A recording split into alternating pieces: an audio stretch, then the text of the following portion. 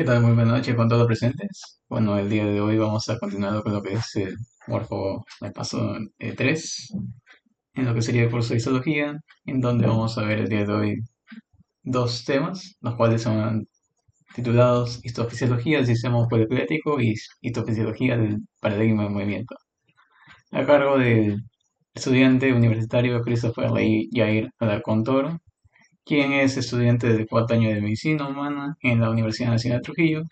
Es tercio superior del primer, segundo y tercer año de la carrera de Medicina Humana en la Universidad Nacional de Trujillo. Fue antiguo o paz delegado de SOCEMUN, ante SOCIMEB en el año 2025 y fue vicepresidente de SOCEMUN en el año 2026. Muy buenas noches, Christopher. Bueno, te pase para que puedas comenzar con lo que sería con ese de ahora te doy pase para que puedas compartir pantalla.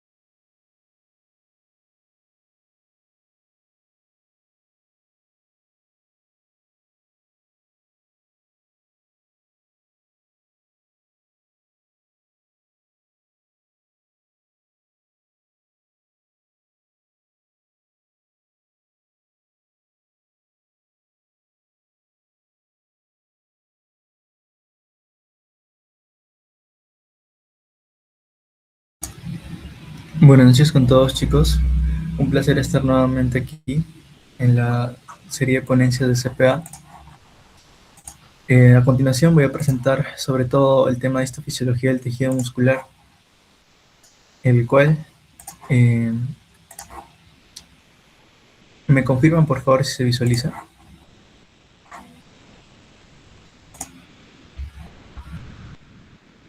Ok, muchas gracias también Carlos CPA por la presentación. En realidad ya había conversado con algunos de ustedes y el tema es un poco repetitivo, puesto que en la primera unidad, si no me equivoco, ya hablaron de tejido muscular. Sin embargo, he querido enfocar más la ponencia de hoy, la presentación, en lo que es la fisiología del tejido muscular, lo que tiene que ver con la contracción sobre todo. Entonces, empecemos con la ponencia. En primer lugar, algo muy importante que debemos recordar son los tipos de fibras, que si bien es cierto lo habíamos repasado en la primera unidad, también es importante en esta tercera, como ya había mencionado algunos de sus compañeros que le hicieron hincapié acerca de estas. En primer lugar, tenemos que recordar que son tres tipos de fibras. La fibra de tipo 1, oxidativas lentas, son las rojas, son aquellos músculos que tienen una función más postural. Por ejemplo, las extremidades, por ejemplo, el músculo pectoral, pero en las aves, y sobre todo en nosotros, en los seres humanos, en los músculos erectores de la columna. Los músculos gravitatorios también se les llama. Y estos, como su mismo nombre lo indica, son oxidativas lentas y puesto que van a hacer el proceso de oxidación, van a necesitar oxígeno. Por lo tanto, el oxígeno, ¿de dónde viene? De una molécula que en el músculo se llama mioglobina. Asimismo, para realizar la oxidación, la fosforilación oxidativa, va a necesitar mitocondrias. Entonces, estos son los dos componentes que se encuentran en mayor medida en las fibras de tipo 1. Asimismo, son resistentes a la fatiga y tienen contracción prolongada, que todo ello sale de su función. Obviamente, los erectores de la columna, los erectores espinales van a necesitar estar en contracción todo el tiempo, porque van a mantener a nuestra columna erecta todo el tiempo que estemos erguidos, obviamente. Y esto ocurre durante un periodo muy largo, todos los días. Por ello es que necesitamos que sea resistente a la fatiga, que haga una contracción prolongada. Sin embargo, no necesitamos que presente una contracción muy intensa. Esa es una característica que no es propia de las fibras de tipo 1, que es propia de otro tipo de fibras que vamos a tratar luego. Tienen una velocidad enzimática lenta, un diámetro pequeño, y es justamente por ello que las encontramos, por ejemplo, más desarrolladas en atletas maratonistas. Es por eso, pues, que al hacer la comparación física de los atletas maratonistas, a pesar de que hacen bastante ejercicio durante mucho tiempo y en grandes distancias, ellos van a presentar músculos mucho más delgados a comparación de otros tipos de atletas, otro tipo de deportes. En cuanto a las fibras de tipo 2B, pasamos al otro extremo. Es importante señalar que estas son las glucolíticas rápidas y son las fibras blancas. Bueno, esto básicamente es por su coloración, pero, y aquí justamente les quiero recordar algo. ¿Cuál es el componente o la molécula de coloración del músculo? Si en la sangre es la hemoglobina, justamente ya lo estarán diciendo ustedes en sus cabecitas, en el músculo es la mioglobina. Justamente por ello son blancas, porque tienen poca mioglobina, pocas mitocondrias. Al contrario, tienen mucho glucógeno. Mucho glucógeno justamente porque este glucógeno, que lo va a convertirse en glucosa, va a servir como fuente energética de estas fibras de tipo 2B. Y es por ello que luego vamos a tener que son propensas a la fatiga. ¿Por qué son propensas a la fatiga? Porque este glucógeno que se va a convertir en glucosa va a realizar un proceso de oxidación bajo el cual se va a convertir en ácido láctico. O sea, glucólisis básicamente. Esta glucólisis va a terminar en, bueno, piruvato, y luego este piruvato se va a convertir en ácido láctico. Y justamente este ácido láctico es lo que va a hacer que el músculo se fatigue. Ahora, estos músculos, ¿dónde los encontramos? Estos músculos los encontramos en la musculatura, por ejemplo, de los cuádriceps, sobre todo de las extremidades, ¿no? De los cuádriceps, de los gastrocnemios, el bíceps, el tríceps, los músculos del antebrazo, etc. Y se encargan de los movimientos finos. ¿Okay? Justamente su mecanismo de glucólisis y demás va a ser anaeróbico. Básicamente estos dos son los que tienen que recordar. ¿Por qué? Porque las fibras de tipo 2A o glucolíticas oxidativas rápidas van a ser las intermedias. Van a tener un poco de todo, ¿no? Mitocondrias, hemoglobina, glucógeno, velocidad enzimática rápida, pero diámetro intermedio y va a ser resistente a la fatiga. En realidad son las más importantes, la de tipo 1 y la de tipo 2B para recordar. Ahora vayamos a recordar lo que es la sarcómera. No les he puesto aquí en comparación con la primera ponencia que habíamos realizado el tema de las proteínas, todos los componentes, porque ya es un poco repetitivo y ya lo pueden revisar, pero sí es importante en esta sesión que ustedes entiendan la configuración a grandes rasgos de la sarcómera y luego cómo ocurre la contracción, la fisiología de la contracción. Entonces vayamos primero por partes explicando la sarcómera, que es la unidad funcional. Esta unidad funcional va a comprender una media banda I, una banda A y otra media banda I. Justamente como se visualiza acá, la sarcómera no va a ser todo esto, sino ubicamos la línea Z que va a partir a la banda I en dos partes iguales y justamente en la parte más medial, esta mitad de banda I junto a la banda A, junto a la mitad de la otra banda I hasta la línea Z es la sarcómera. Básicamente lo que hay entre dos líneas Z. Aquí tenemos un poco los diámetros, obviamente cuando hay una contracción va a haber un diámetro mucho menor, y este diámetro mucho menor, ¿a qué se va a deber? Va a ser a expensas de la banda H, que ahorita la vamos a ver.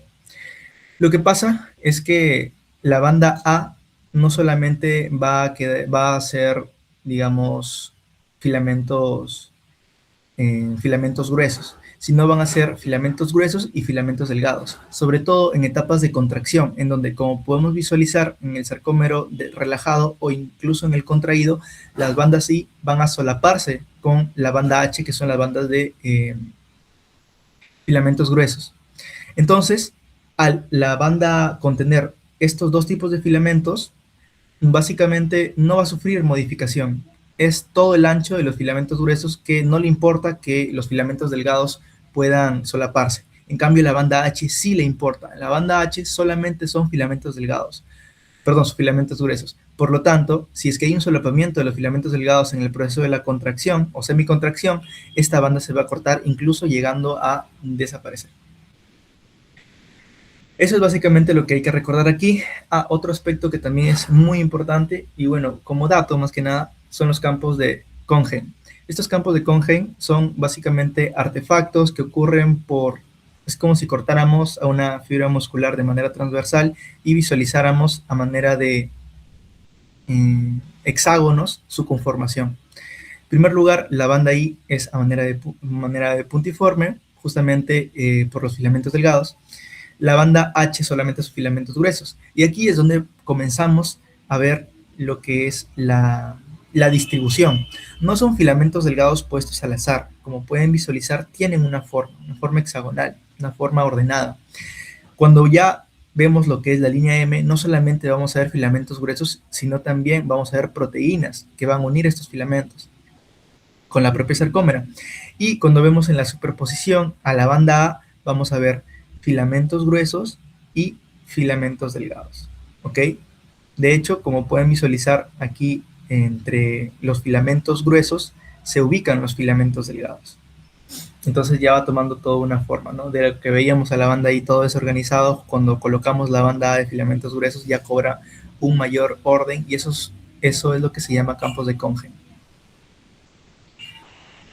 Ahora sí, vayamos a lo que nos atañe en esta reunión sobre todo, y es la fisiología de la contracción muscular. En primer lugar, en cuanto a la unión neuromuscular. Ustedes saben que para que se contraiga un músculo, el estímulo no viene del músculo propiamente.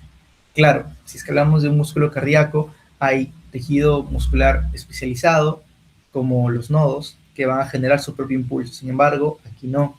Aquí va a necesitar de tejido nervioso. Ese tejido nervioso en específico va a partir del soma, que seguramente ya lo han visto también en esta sesión, en esta unidad, o en la anterior me parece.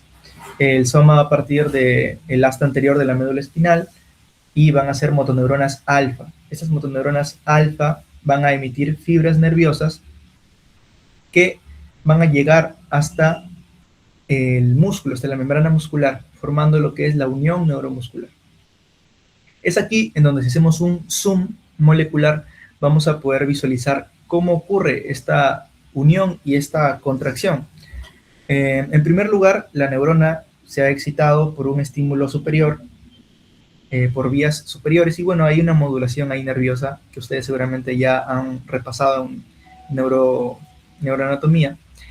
Y luego esta neurona, que tiene su modulación superior, va a emitir un potencial de acción que va a llegar hasta su botón terminal. En este botón terminal vamos a tener vesículas. Estas vesículas van a contener, entre otras cosas, acetilcolina.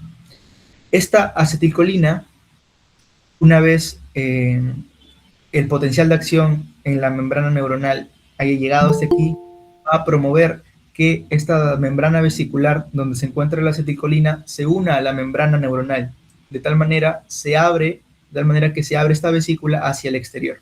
¿Hacia dónde? ¿Hacia cualquier lado? No, por supuesto que no. Hay algo llamado hendidura sináptica, que es en donde justamente es vertido esta acetilcolina. Esto ocurre por la entrada de calcio para que las vesículas puedan migrar y unirse a la membrana neuronal, cuestiones de biología molecular que ustedes seguramente recuerdan. Y lo que va a pasar es que esta acetilcolina se va a unir a receptores. Y es que aquí hay canales iónicos regulados por neurotransmisores, en especial unos que se llaman receptores nicotínicos, que son receptores de acetilcolina, los cuales se van a encontrar a nivel del músculo esquelético y que van a ser canales de calcio. Solamente de calcio, no. Sobre todo de cargas positivas. Por la literatura nos menciona que va a entrar sodio, calcio y va a salir potasio. Sin embargo, lo que más se suele rescatar es lo del sodio. Entonces, ¿esto qué va a generar? Va a generar una despolarización de membrana, pero en este caso ya no de la neurona, sino de el sarcolema, o sea, del miocito, del tejido muscular. Y bueno, para cuando cese el estímulo y digamos ya no haya más vesículas virtiendo su acetilcolina, lo que va a pasar es que va a haber una enzima llamada acetilcolinesterasa, la cual va a escindir esta acetilcolina que se encuentre en la hendidura sináptica, que se encuentre aquí unida a los receptores para evitar que haya una contracción prolongada, una estimulación continua por acetilcolina, de tal manera que la convierte en ácido acético y colina, y bueno, esto se reutiliza, como suele ser común en el cuerpo humano. Entonces, este es el mecanismo por el cual la unión neuromuscular pasa el potencial de acción de la neurona hacia el sarcolema y por lo tanto el tejido muscular. Aquí hay algunas toxinas que es interesante recordar, como la toxina botulínica. La toxina botulínica es sin del SNARE, y como ustedes saben por biología molecular, el SNARE sirve para lo que es la fusión de vesículas sinápticas. Entonces, ¿dónde encontramos vesículas sinápticas? En el botón terminal, que contienen acetilcolina. Y si estas vesículas no se unen con la membrana presináptica neuronal, entonces no van a librarse, entonces la acetilcolina no se va a unir a su receptor nicotínico y por lo tanto no va a haber contracción. ¿Qué otra molécula encontramos aquí? El curare. El curare, que es un veneno, el cual va a funcionar como antagonista competitivo. ¿A qué se refiere o qué nos referimos con decir antagonista competitivo? Quiere decir que va a competir con la acetilcolina. O sea, la acetilcolina sí va a estar ahí en la hendidura sináptica y va a unirse a sus receptores, pero también va a estar el curare y ambos van a competir. Es como si se pelearan por unirse al receptor nicotínico. Entonces, aquí va a depender de la cantidad. Si es que el curare está en mucha mayor concentración que la acetilcolina, va a haber menos contracción porque justamente está ocupando los lugares en donde debería estar la acetilcolina, está el curare. Entonces, ocurre una parálisis flácida. En cuanto a la succinilcolina, si bien es cierto, también hay una parálisis, el mecanismo es totalmente distinto. Y de hecho es un poco contradictorio. La succinilcolina se une también al receptor nicotínico, y este receptor nicotínico con la succinilcolina sí va a presentar contracción, o sea, sí va a activarse, se va a abrir y va a presentar contracción. Lo que pasa es que la succinilcolina no tiene tanta afinidad con la acetilcolinesterasa, y tú recuerdas que la acetilcolinesterasa va a escindir la acetilcolina para evitar que una estimulación continua. Entonces, si es que la succinilcolina no es tan afín a la acetilcolinesterasa, quiere decir que va a haber una justamente estimulación continua, y esto a la larga va a generar una desensibilización de la membrana muscular y a largo plazo una parálisis. Ese es el mecanismo de la succinilcolina. De hecho, en esta imagen del Guyton podemos visualizar distintas curvas que nos van a señalar el potencial de acción en milivoltios de lo que es la membrana muscular. En primer lugar, tenemos que la membrana en reposo tiene un potencial de alrededor de menos 80 o menos 90 milivoltios. Ese es el potencial normal en reposo.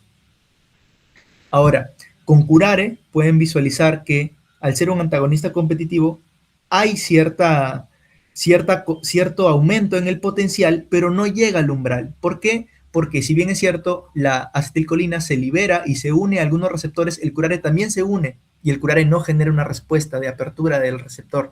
Entonces, hay una respuesta, pero no llega al umbral. ¿Qué ocurre con la toxina botulínica? En la toxina botulínica de plano no hay acetilcolina. Por ello es que el potencial de acción no llega al umbral, prácticamente nada. ¿Y qué ocurre en una contracción normal? En una contracción normal, justamente la acetilcolina se une a todos los receptores colinérgicos nicotínicos, recordando que son 2 por cada receptor, como datito molecular, y justamente llega al umbral. ¿Cuál es el umbral?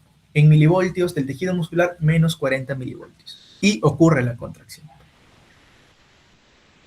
Entonces ya vimos cómo llega al potencial de acción el tejido muscular. ¿Pero cómo se contrae? Bueno, eso vamos a tratar aquí. ¿Qué sigue? Entonces, ya llegó al umbral el potencial de acción en el sarcolema, y este potencial de acción se va a transmitir por todo el sarcolema. Ahora, recuerden ustedes que el tejido esquelético va a tener túbulos T, que no son más que invaginaciones en el tejido muscular. Estas invaginaciones no van a estar huecas o vacías, sino que van a haber en la membrana algunas proteínas muy importantes para la contracción, como cuál, la proteína DSHR. Esta proteína va a ser una proteína sensora de voltaje. Justamente aquí en la imagen la pueden visualizar. Aquí también se puede ver cómo el potencial de acción va transmitiéndose por la membrana y llega a los túbulos T. Ahora, en estos túbulos T, este potencial de acción va a activar justamente a este receptor de dihidropiridina y va a hacer un cambio de conformación. Este cambio de conformación, como ven acá, un hilito que une el receptor de dihidropiridina con el RIR, que es el receptor de rianodina, va a haber un acoplamiento mecánico justamente. O sea, ¿qué es lo que pasa? ¿Qué es lo que nos dice la literatura? Que entre el receptor de dihidropiridina, que es este de aquí que está en el túbulo T, y el receptor de rianodina, que está aquí en el retículo sarcoplásmico, va a haber una unión, un acoplamiento mecánico. Y si es que hay un cambio conformacional en el receptor de dihidropiridina, aquí este cambio conformacional es lo que, mediante un acoplamiento mecánico, va a abrir a los receptores de rianodina. De tipo 1, claro, porque estamos en el músculo esquelético. De tipo 2, en el músculo cardíaco. Ahora, estos canales de rianodina se van a abrir. Y al abrirse, ¿qué va a salir? Va a salir el calcio. El calcio, que recuerden ustedes, cuando hablamos de tejido muscular esquelético, se encuentra en grandes concentraciones y en grandes cantidades adentro, en el lumen del retículo sarcoplásmico. Entonces, esto va a generar una liberación masiva de calcio desde el retículo sarcoplásmico hacia el, justamente, sarcoplasma, que es el citoplasma del tejido muscular. Ahora bien, ¿qué pasa con ese calcio? Vamos paso por paso, ¿ok? Ya vimos el potencial de acción que se transmite desde la neurona hacia el tejido muscular, llega hasta el umbral y este potencial de acción se transmite por la membrana del tejido muscular hasta llegar a los túbulos T, hace un cambio conformacional en los receptores de dihidropiridina, sensores a voltaje, y mediante un acoplamiento mecánico se abren los canales de rianodina para que el calcio salga del retículo sarcoplásmico hacia el citoplasma. Aquí en el citoplasma, el calcio es donde va a ser la magia. El inicio de la contracción justamente se da por este calcio.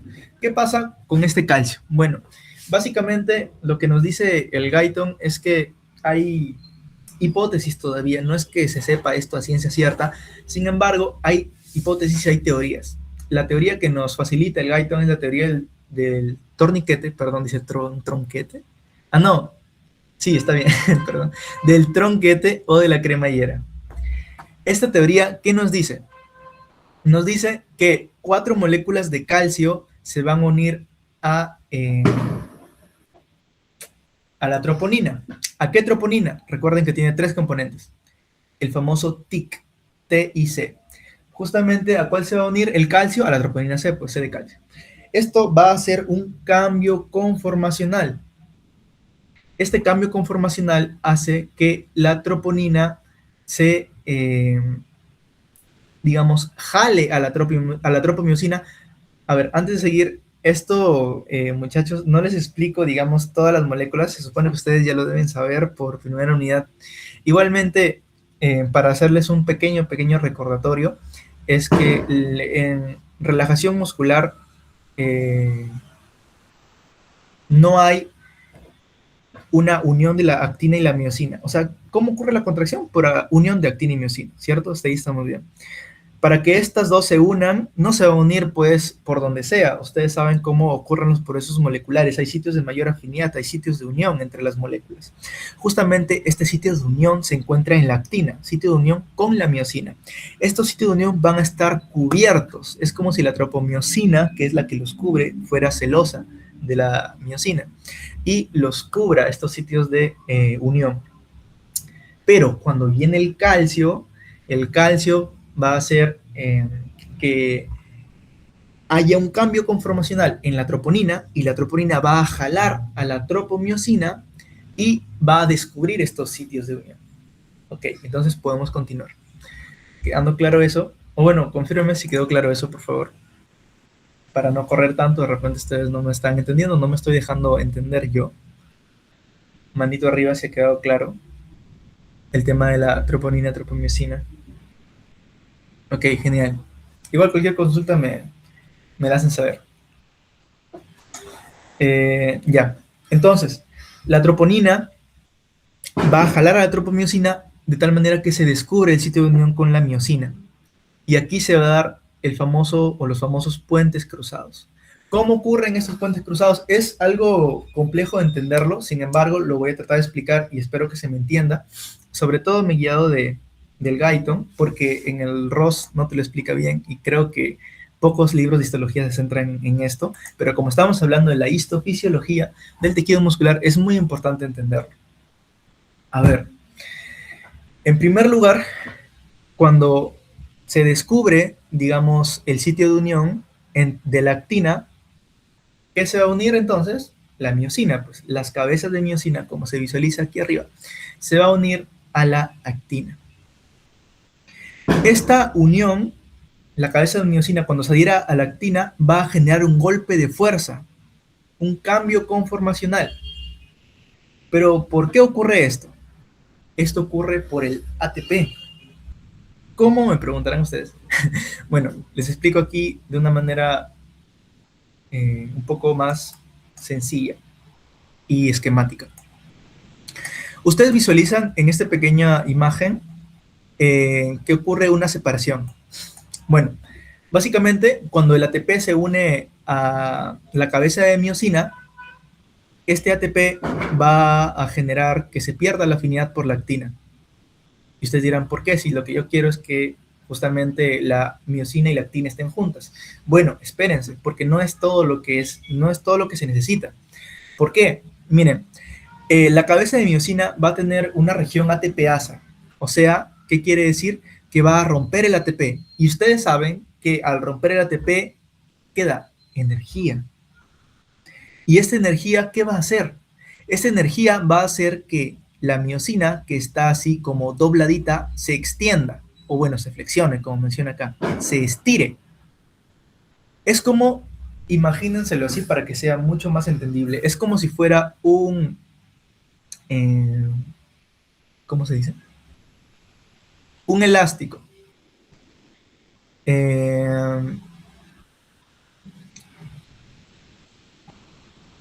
Se me fue la palabra, ¿cómo se dice eso? Bueno, ya, es como si fuera un elástico. ¿Por qué les hablo de elástico? Porque voy a hablar de fuerza elástica. Ok, entonces, si esto es un elástico que tiene esta forma, cuando yo lo estire, o sea, le cambio su forma, él va a mantener una fuerza elástica. O sea, yo lo estoy deformando. Es como si yo le estirara. La fuerza del ATP que hace, lo estira a la miosina. Y una vez que se estira, se va a unir a la cabeza la cabeza de miosina se va a unir a la actina.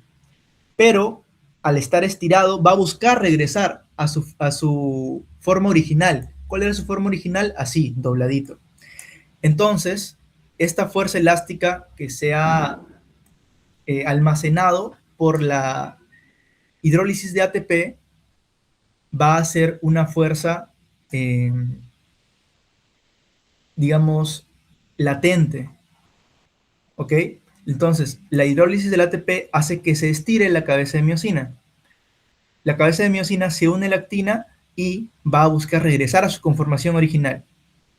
Entonces, eso es lo que va a ocasionar el golpe de fuerza. Entonces, la cabeza de miosina se va a unir a la actina y se va a generar el golpe de fuerza justamente por la energía almacenada del ATP y luego va a haber una separación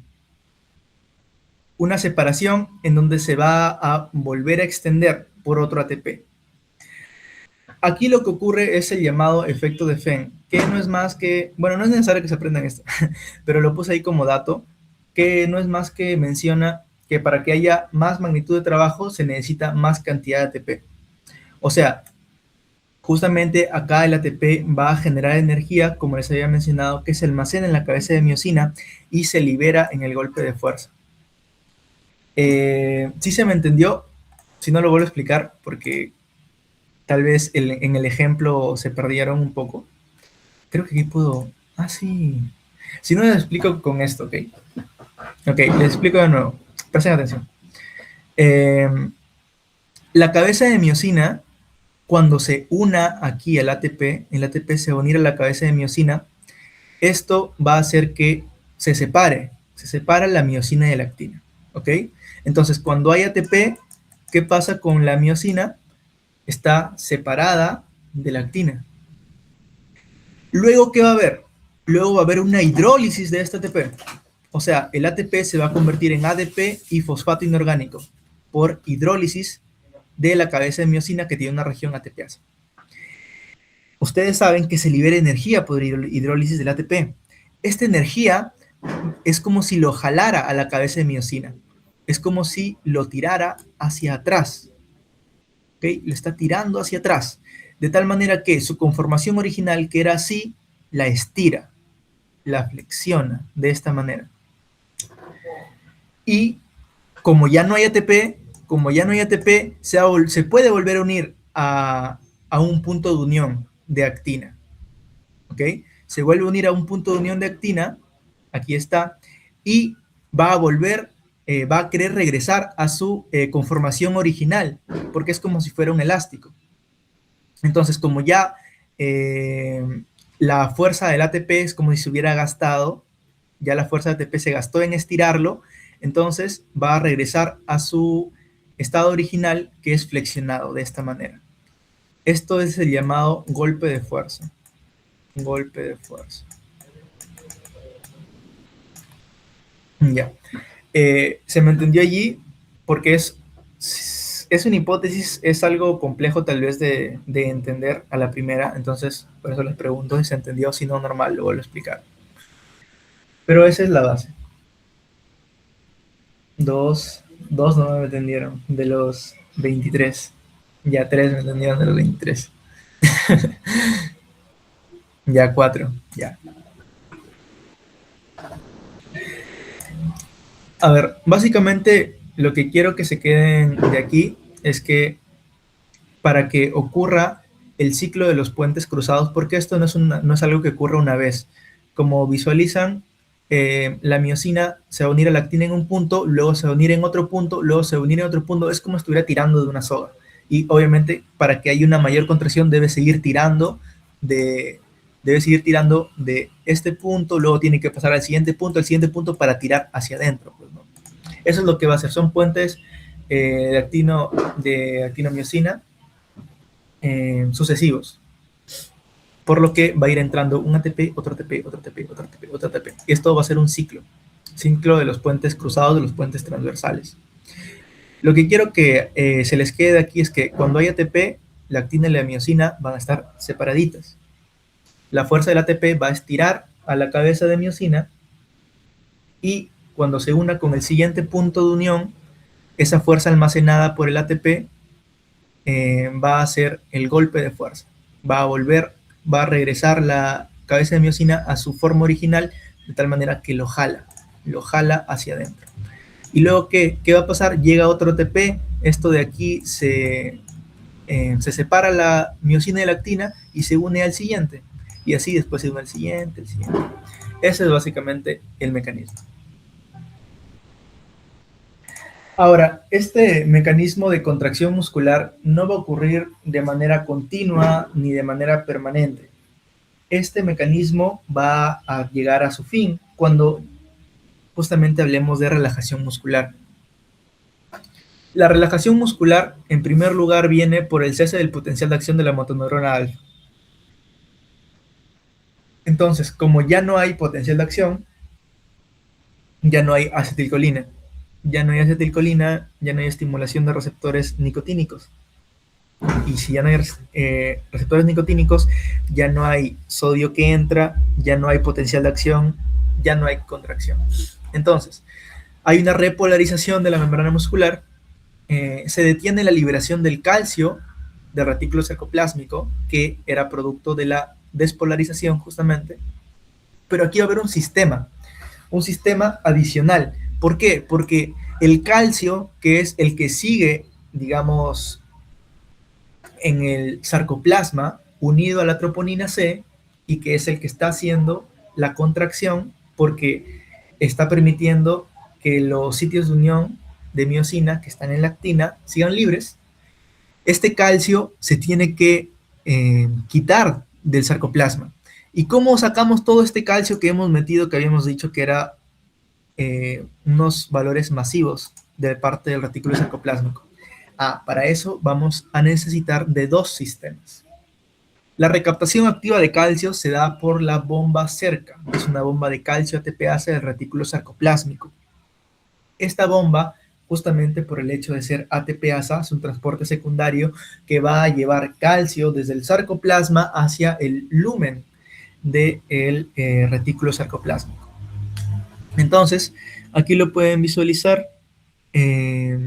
Aquí el calcio que está afuera va a ingresar con la necesidad de ATP, justamente por la bomba, hacia dentro del retículo sarcoplásmico. Ahora, ustedes saben que por concentraciones, los iones van de donde hay más concentración a donde hay menos concentración. O sea, ¿qué es lo que pasa? La bomba sí es muy buena al inicio. Al inicio, cuando el calcio, sobre todo después de la contracción, está en mayores concentraciones en el citoplasma de la célula muscular, ahí es muy buena la bomba.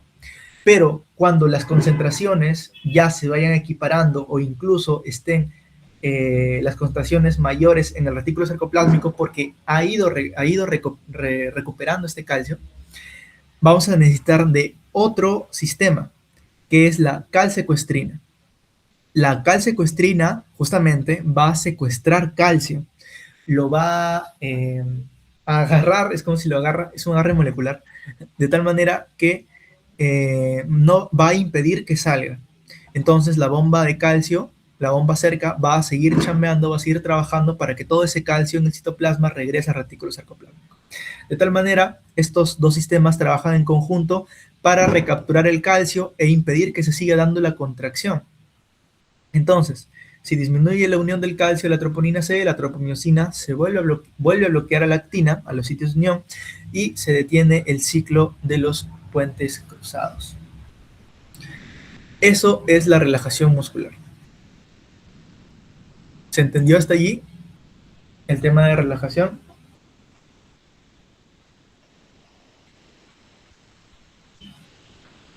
Ya. Ahora quiero que ustedes me digan qué pasa en el rigor mortis. ¿Quién sabe qué es el rigor mortis? ¿Y quién sabe explicarme qué pasa? En primer lugar, ya, ¿qué es el rigor mortis?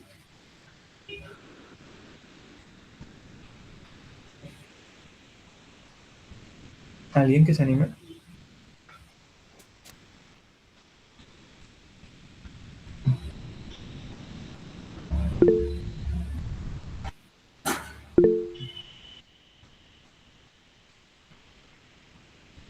Exacto, exacto.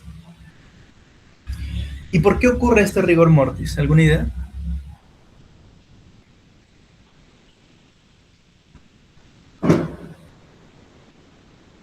Ya, muy bien. Exacto. ¿Qué pasa cuando una persona muere? Bueno, cuando una persona muere pasan muchos procesos fisiológicos, pero en el aspecto del tejido muscular lo que va a pasar es que ya no se va a seguir produciendo ATP, ya no hay oxígeno, obviamente la persona ya no respira, ya no hay producción de ATP. Entonces, cuando las reservas de ATP se vacían por completo, lo que va a pasar es que, en primer lugar, las células van a comenzar a morir. Esto va a ocasionar que se libere el calcio. Y el calcio, para que vuelva al retículo sarcoplásmico, ¿qué necesitamos?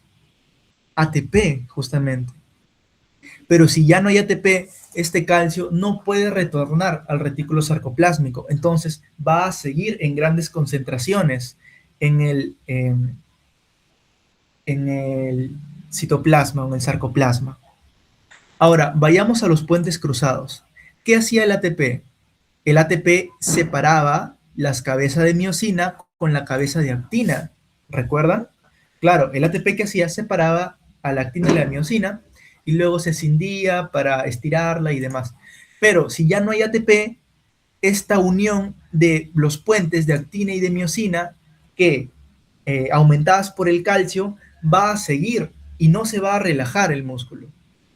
Entonces, Esto es lo que ocasiona el rigor mortis. Dos cosas, ausencia de ATP y acumulación de calcio en el citoplasma. Eso es lo que pasa en el rigor mortis, chicos.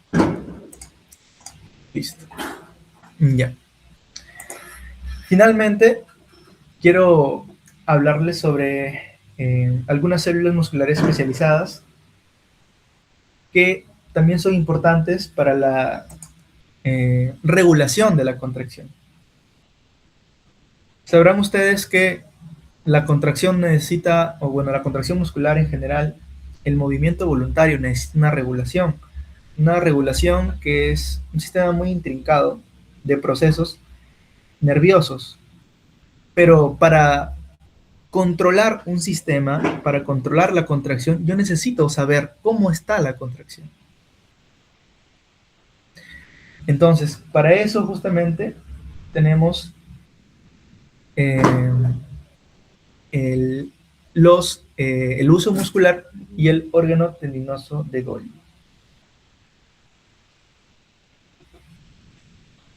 Un ratito, chicos, me están hablando un ratito.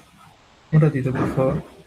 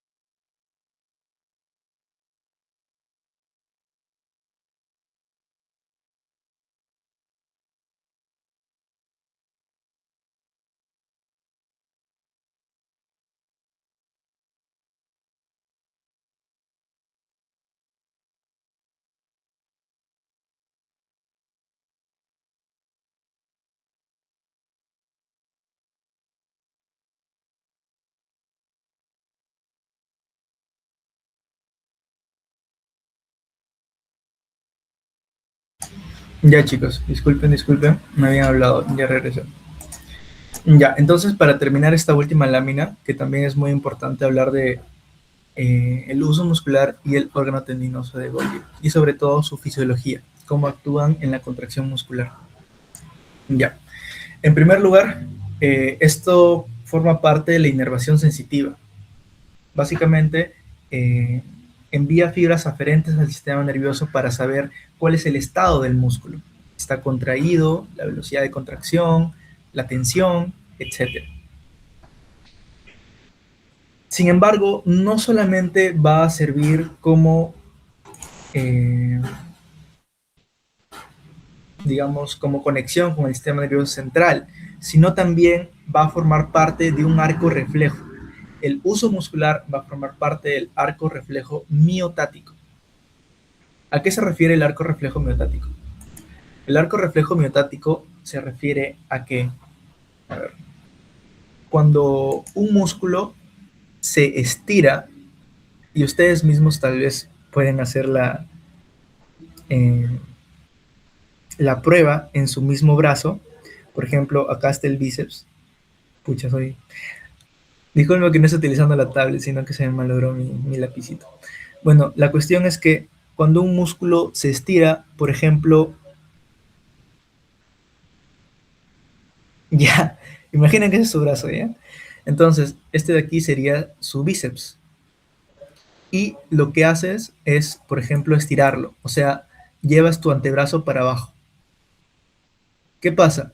Puedes llevar tu antebrazo para, para abajo lo máximo posible, pero va a haber una fuerza que te lo va a impedir. Conforme tú vayas estirando más tu antebrazo, vas a ver que es más complicado hacerlo. ¿Por qué? Justamente aquí están actuando las fibras del uso muscular mediante el reflejo miotático. ¿Qué hacen las fibras del uso muscular? Las fibras del uso muscular lo que hacen es, en la médula espinal, forman un arco reflejo en el cual activan a la motoneurona alfa del músculo agonista, o sea, en este caso el bíceps que se está estirando, activan a la motoneurona, o sea, que el bíceps que se está estirando lo contraen, y del músculo antagonista, que sería el tríceps, lo relaja. O sea, básicamente impiden un hiperestiramiento del músculo. Esa es la función básica del uso muscular. Mediante el arco reflejo miotático, impiden el hiperestiramiento, hiperelongación de los músculos. ¿De qué manera? Haciendo retroalimentación positiva hacia el músculo agonista, que sería el bíceps en el ejemplo, y retroalimentación negativa mediante una interneurona inhibitoria a la motoneurona del músculo antagonista, que sería el tríceps. Eso es la parte que quiero que aprendan de la fisiología del uso muscular. ¿Y qué hace el órgano tendinoso de Golgi? El órgano tendinoso de Golgi va a ser un receptor de tensión. Entonces, ¿qué es lo que no quieres? Obviamente, tú no quieres que tu músculo esté muy tensionado porque puede llevar a consecuencias como desgarros del músculo, del tendón, etc. Entonces, lo que va a hacer justamente el órgano tendinoso de Golgi es algo mucho más simple.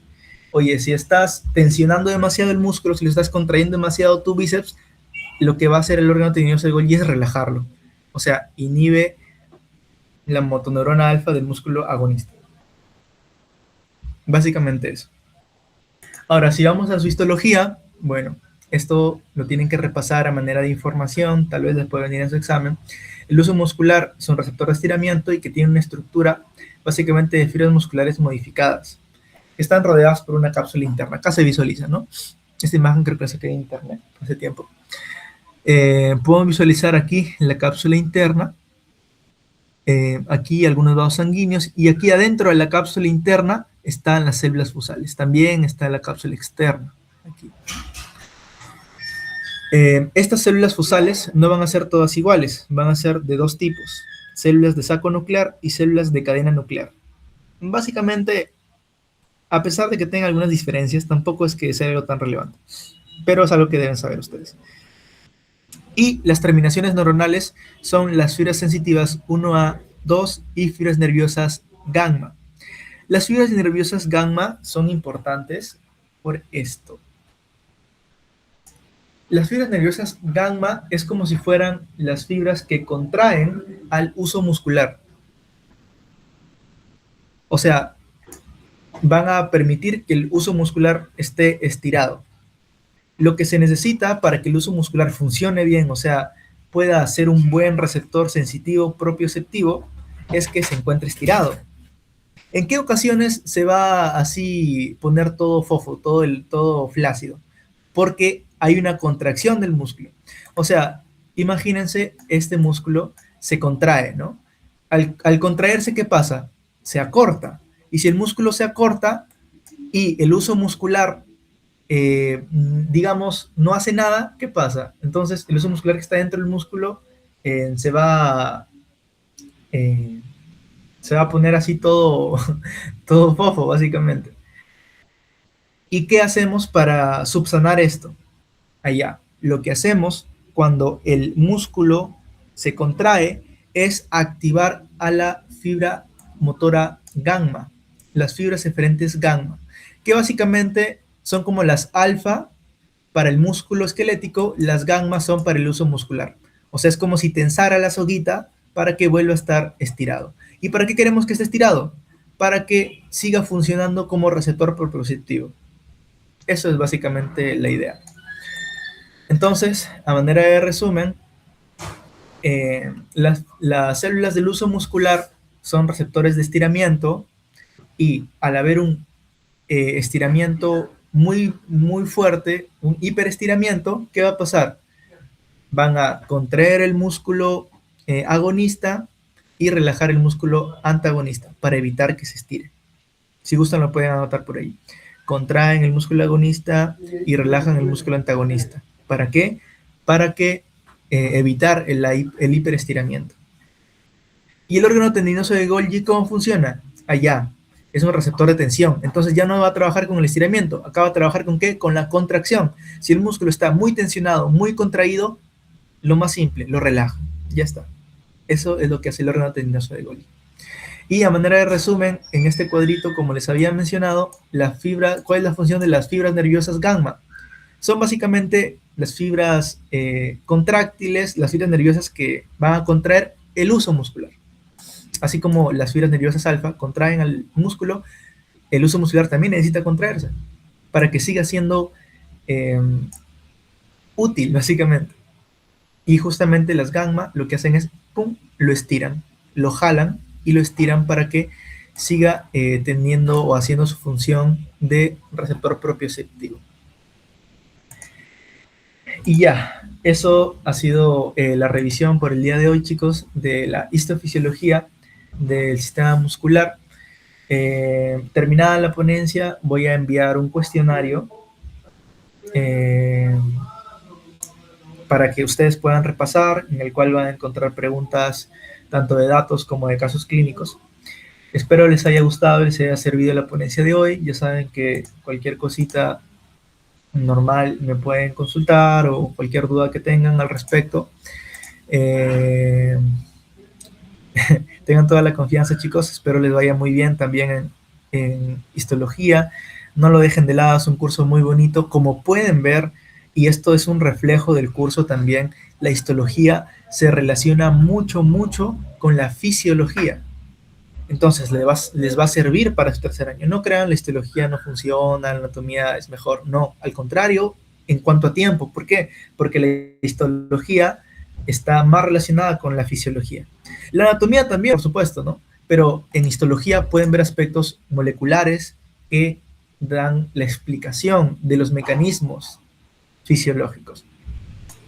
Entonces no lo dejen de lado, remonten los que tengan que remontar, suban su nota, los que estén bien, no se queden tampoco con esas notas que tienen, traten de subirlas, subir el promedio y sobre todo aprender, chicos, lo más importante para que lo puedan seguir utilizando a lo largo de la carrera y lo puedan seguir usando ya cuando sean médicos y estén en la práctica clínica. Muchas gracias, esto ha sido todo por hoy. Mucho gusto, como siempre, y buenas noches.